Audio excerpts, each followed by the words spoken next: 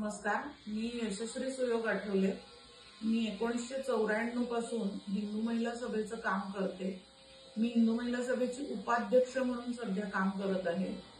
हे स्मृतिचिन्ह जे आहे ते शिवाजी मंदिर येथे आमचा नवरात्र महोत्सव असतो।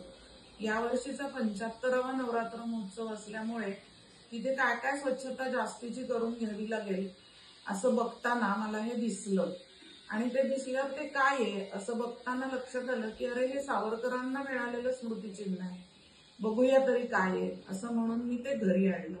घरी आणून स्वच्छ करताना बघितलं तर असं लक्षात आलं अरे हे 80 वर्षापूर्वी सावरकरांच्या 60व्या वाढदिवसाच्या निमित्ताने त्यांना दिलेलं स्मृतिचिन्ह आहे। एवढा अमूल्य ठेवा आपल्याला मिळालाय, याचा आनंद मी लपवू शकले नाही।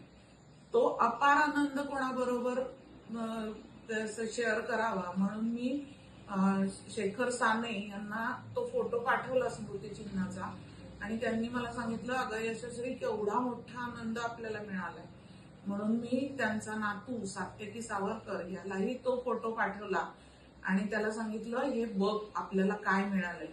त्यालाही त्याचा खूप आनंद झाला। आता हे स्मृतिचिन्ह आपण काय करायचं कसं करायचं याच्यावर चर्चा करताना आता तरी ते स्वच्छ करून घेऊ आणि हा अमूल्य ठेवा कसा जपता येईल याचा विचार करू असं म्हणून आम्ही ते इथेच ठेवलेलं आहे।